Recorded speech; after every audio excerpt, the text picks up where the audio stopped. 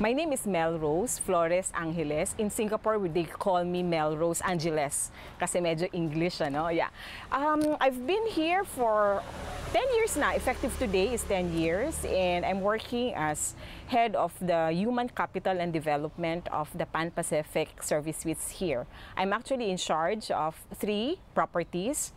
2 Pan-Pacific, which are located in Orchard, and the other one is in Beach Road, and I also in charge of a Park Royal brand, which is also into a service suites. So far, I'm very blessed because I guess yung status ko dito is very different compared with others. Because when I first came to Singapore, like 10 years ago, I'm a transferred employee kasi. So I previously worked with the Ascot International. And I was with them for 13 years before I moved to Pan-Pacific. So I was just with Pan-Pacific for about 5 years. So when I was in the Philippines, they actually asked me if I'm interested to work in Singapore, being the head office, or this is what we call the corporate office. So I just immediately said yes, I'm very interested. But of course, I was actually asking them, I will only accept the offer if I can bring my family with me because I have 3 children. So it's so difficult naman for me to work overseas tapos yung family ko is nasa Philippines. So I said, if I'm able to do that, then I would accept the offer. So without me thinking na it's so difficult pala in Singapore in terms of, kasi yung cost of living is very high. So hindi ko naisip yun na, oh my God, and I have 3 children, I have to shoulder their tuition fees. The education here is so much expensive. But to me as a person, as a mother maybe, is I really wanted my family to be with me, you know, and if I can afford naman to send them to school. So, and because of yung experience nila and their exposure will be very different kung nandito sila sa Singapore versus na maiwanan sila sa Philippines. So I just made that decision that I think it's about time for us to explore a new field. So when I moved here, I started off as a training manager. And after a few years, I actually went to the corporate office. And then after that, I became the head of the human resources or the human capital. And I was in charge for about 7 hotels here. And then, of course, in terms of the treatment, at first you would still feel na because we are foreigner, right? And I have a staff. All of them are locals. Locals meaning to say they are Singaporeans. And sometimes they would feel na why hire a foreigner to be the head or to be the manager, where in fact there are a lot of Singaporeans around here who can also, you know, do the job perhaps. But I can feel that na my tension, my conflict, and so on and so forth. But at the end of the day, I would speak to that staff.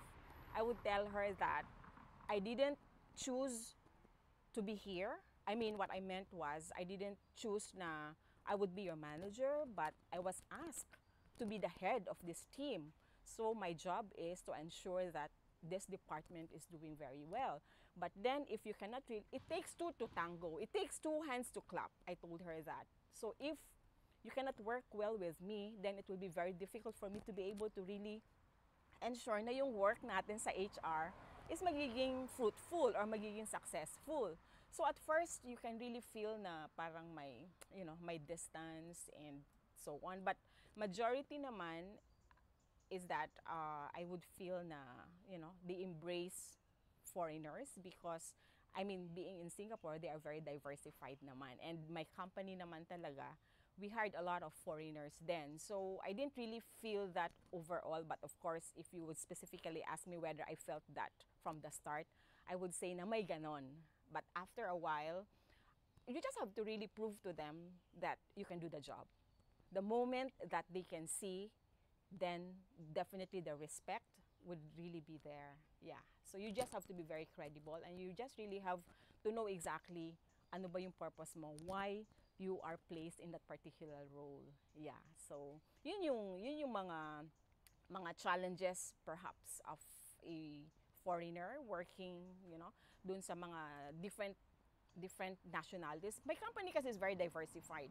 In fact, in my current company now, we have just one department alone. You would have Koreans, you would have Taiwanese, you would have Chinese, you would have Malaysian, and so on and so forth. So the list is very long. So you cannot really feel na, oh, because she is like this, then, you know, I don't want to work with that, and so on and so forth. Because we always encourage people to work together, because if we work together as a team, then this is where you would really be able to get work done immediately. Parang ganyan. So, of course, hindi maiwasan yung mga Chinese is mga Chinese lang yung kasama, yung mga Malay lang ang kasama, yung mga Filipinos lang yung magkakasama. So, but then in my workplace now, I make it a point na we don't have such. Yeah, so we really work better together. Yun yung aming ina-advocate. Ang dahilan sa akin is number one talaga is more of exposure.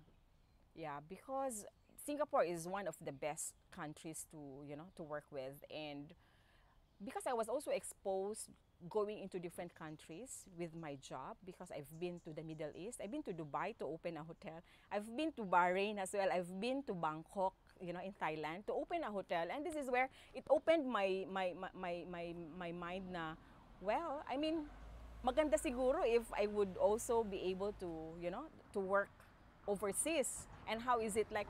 Because my father, yung father ko kasi is OFW eh.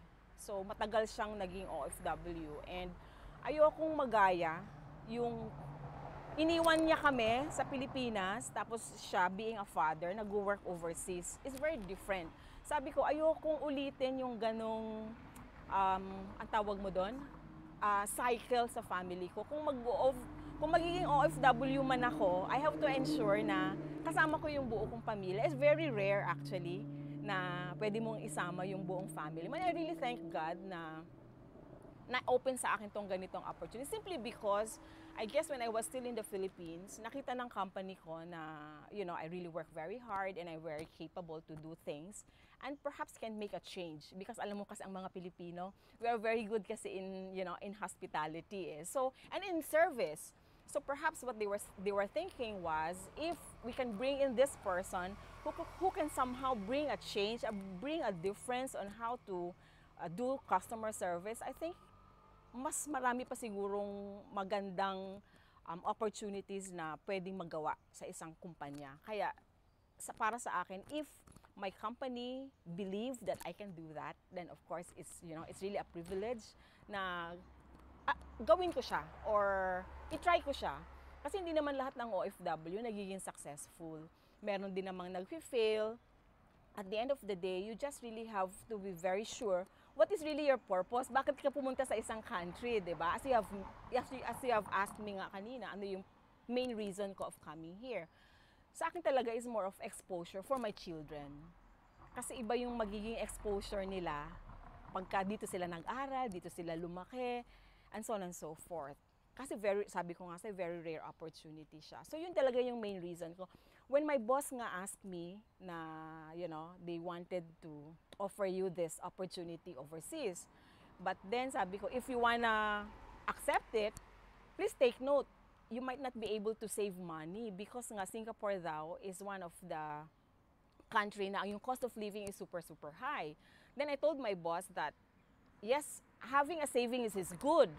But then, if, you know, I will be given this opportunity, I just really have to really, you know, manage my expectations. At the same time, my lifestyle as well. Yun ang sinagot ko dun sa boss ko. So, my general manager at the time was saying, okay, if you really like to, you know, to be there, then I support you. Sabi naman niya sa akin. Para sa akin yung build. You know, I'm really very happy na nagkakaroon talaga ng changes. And we being OFW, we are very concerned, and we always compare nga eh. Sana, ako lagi kong sinasabi sa mga staff ko, because they always complain, di ba? Tapos I always tell them, you are very lucky to have Singapore as your country compared to where I come from. I really hope that someday, it's really my dream, that someday na kahit pa paano may changes talaga na makita ang mga tao. Because I've been paying taxes in the Philippines since I started to work, but it seems like I don't really see it kung saan napupunta and so on. But during his time, during Duterte's time, I really see, may mga changes talaga na, you know, na nakikita. And I'm very hopeful na it will continue. At kung sino man, kung mag-continue man siya or hindi, sana man lang mag-continue kung ano man yung nasimulan. Yan talaga ang dream ko. Yan talaga yung hope ko. I really very proud sa mga changes na nangyayari sa atin. Yung build for just for transportation alone, my God. So that is really something na I'm really looking forward to. Kasi nga, transportation dito sa Singapore is very efficient.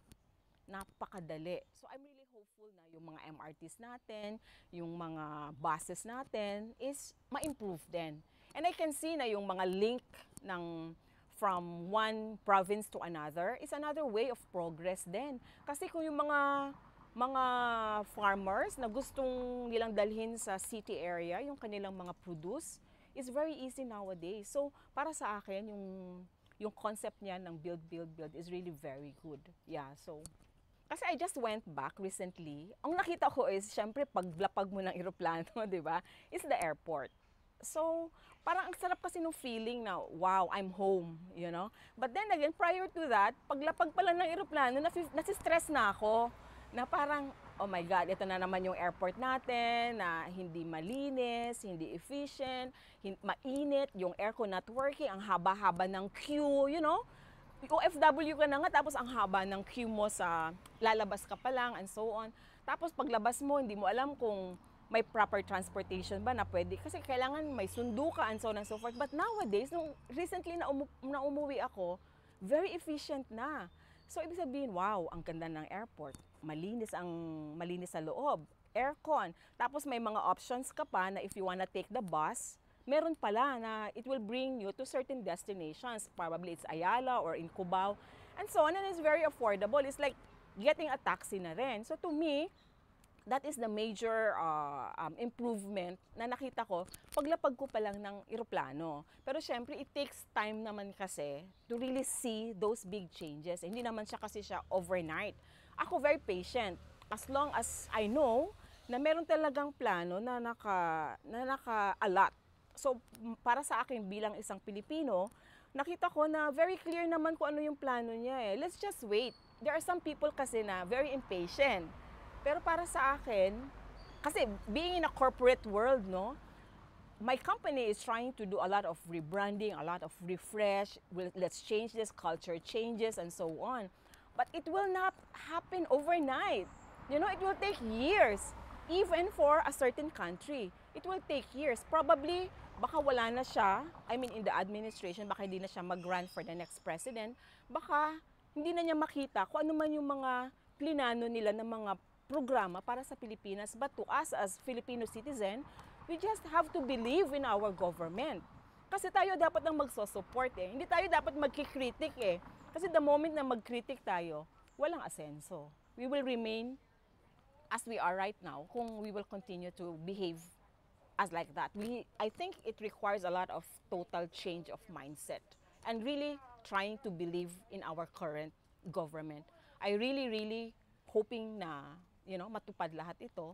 And hopefully pagka nag-decide na ako na bumalik for good sa Pilipinas, is I would be able to somehow enjoy this, you know. So like yung mga taxes pa lang eh, yung train law, ang dami kasi akong nababasa na they are against it. Maybe because they don't really know what's inside this new train law.